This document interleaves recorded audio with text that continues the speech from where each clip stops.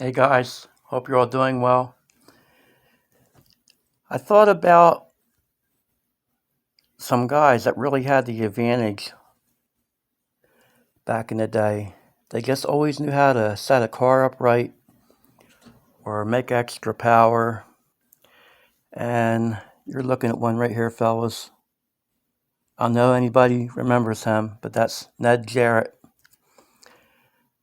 And he was just one of the guys back in the day. If you didn't have everything down packed, then you're in trouble because he was something to be dealt with on the track. I never followed him too much because he was before my time, but the stories I've heard about him through the grapevine, he was nothing to take light. But one guy I do remember, $1 Million Bill, Bill Elliott.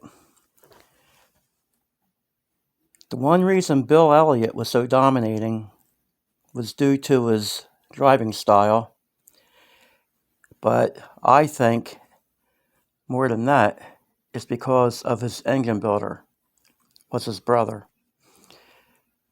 He was the guy that had a little bit more to offer.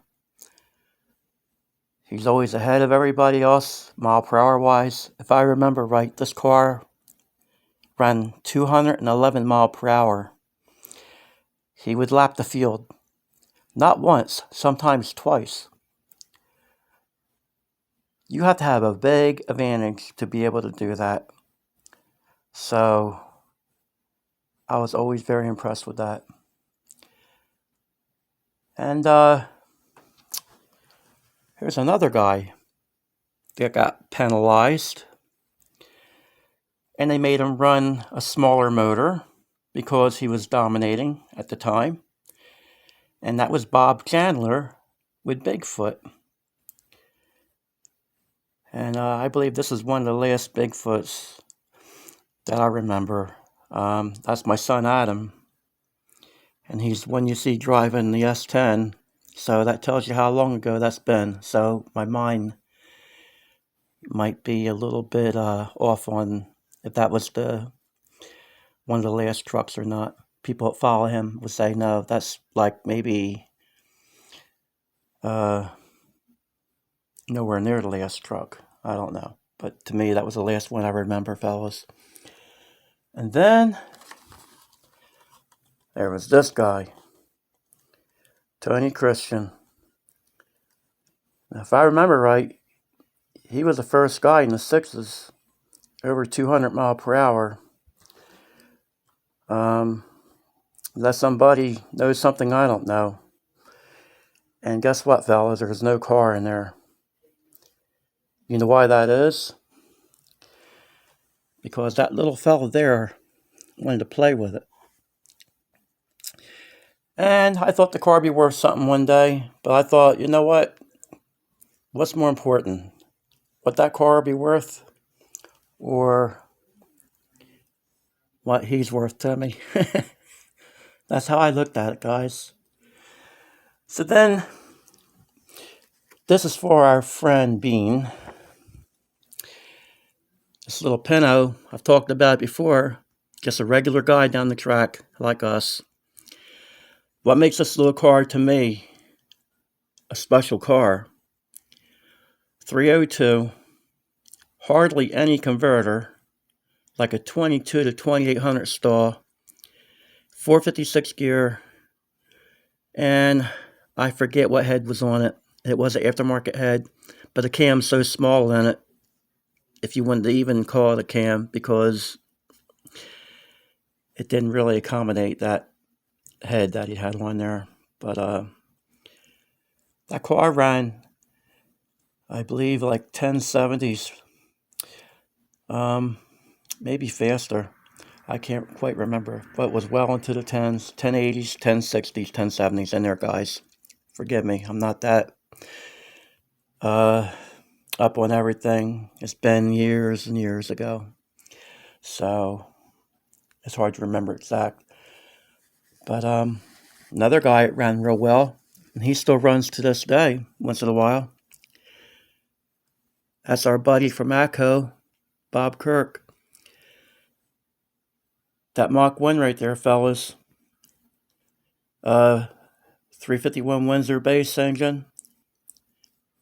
Runs 9 seconds on motor. And that car is not as light as some cars are. So it's pretty good. But it's just something how some guys will have the advantage on power sometimes. And I just get impressed when something runs above average.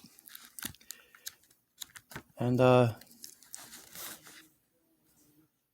a guy you might remember here, Pat Musey. He did real well back in the day. Him and Tony had their battles, Tony Christian and him. And I want to show you this, guys. It's Tony Christian's car from the back.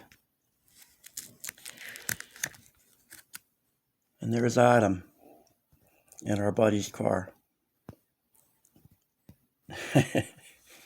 Nice memories. And there's Tony. Got kind of a shadow here, guys. I wish I could get a better lighting on that. But that's Tony in the golf cart right there.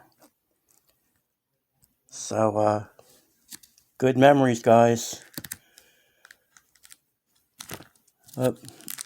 Butterfingers. There's Adam again in the car.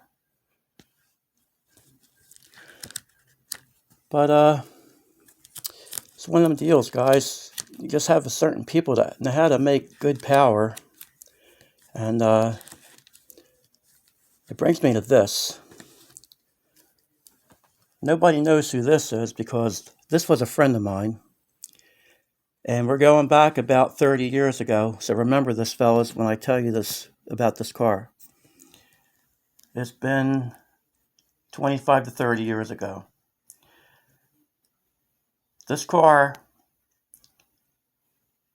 has a standard bore 454, and it had a decent camshaft in it with 700 lift cam.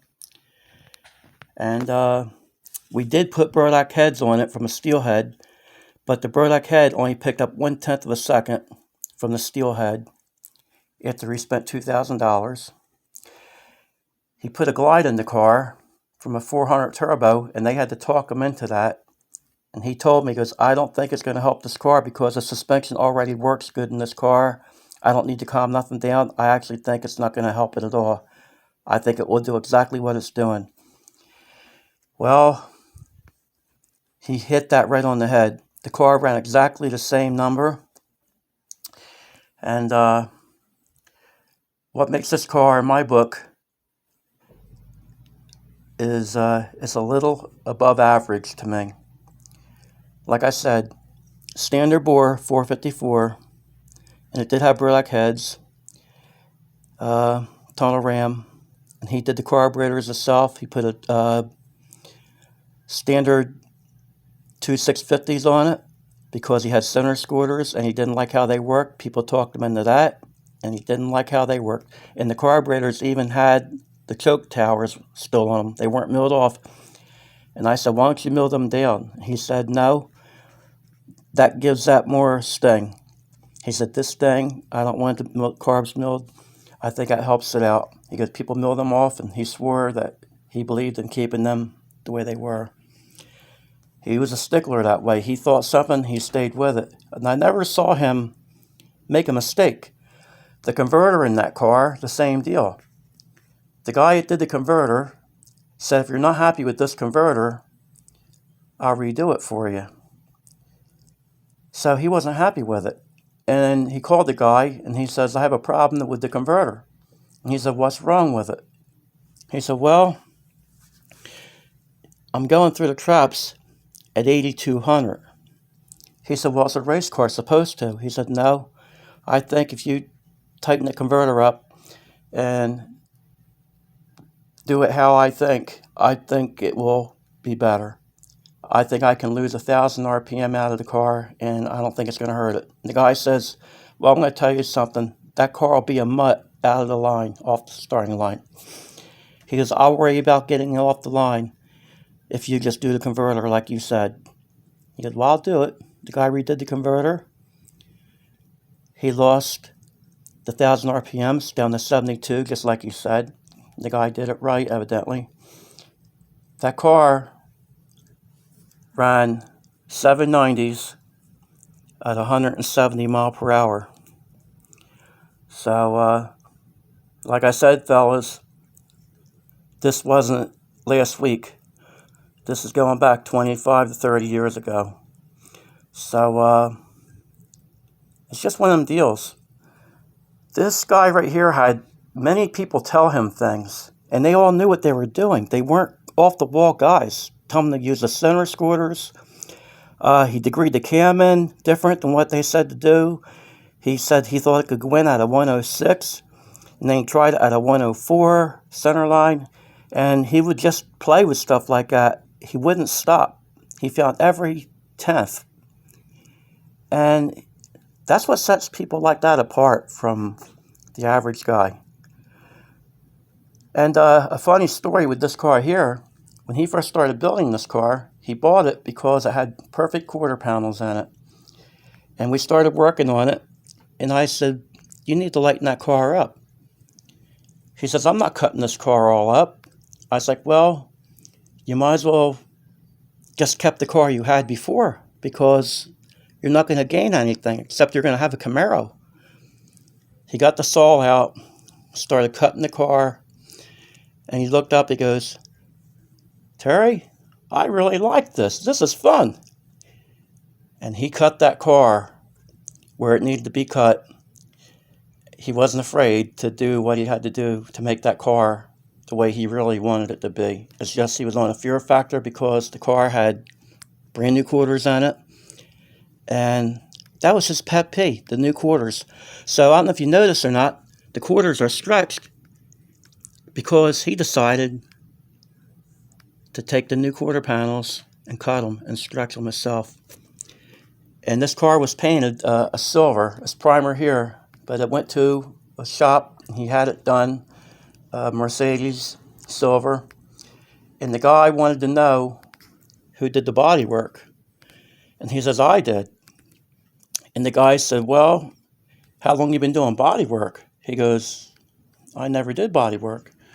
I just did it. He goes, well, how do you know how to stretch that quarter like that? He goes, that's better than anybody I've seen that does this professionally.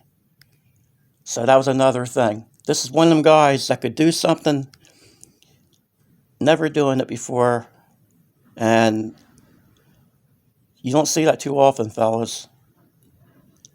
There wasn't any sense for him to hire something done. It seems like every time he turned around and would maybe not have time and get somebody to give him a hand, it was never in his best interest. So it really made me laugh being around him. He asked the guy a question one day, and I said to him in the car when we left, I'm like, why'd you ask that guy questions like that? You know all that stuff. He said, because I like people's input. I like to see what their way of thinking on something. He goes, who knows? That guy might say something to me, and I might have a different idea or a different outlook on it, and it might help me do something different. He goes, just because I do it my way and it works, and it has worked for me, he goes, it might work better if I try something different. That was a good outlook on that, fellas. But anyway, I thought I'd run this by you guys, and just one of them stories. And one more thing about the car. Somebody told him to go with a different camshaft in it, that the cam would help it. So he did. He moved up to a bigger cam, reluctantly. But he said it didn't matter because he always wanted to try things like that anyway. So the bigger cam didn't help it. The other camshaft was on the 700 lift side, like a smaller 700. I don't want to tell his specs because who knows, he might build something again someday and use a sold dinosaur combination. He's like that. and the other camshaft was up in the mid-7s, towards that way. So bigger is not better sometimes, fellas. So, yeah, I thought I'd throw that in. But anyway, guys, just something to think about. Just because somebody tells us something and they know about performance and they have their own ideas about stuff, don't be afraid to try stuff yourself. Always take the time to weigh it out. And I've told you guys that before. But don't be afraid to use your own judgment, guys. Because you never know. You might stumble across something that works for you where it didn't work for somebody else. But anyway, fellas, thank you for checking this out, and have a good night.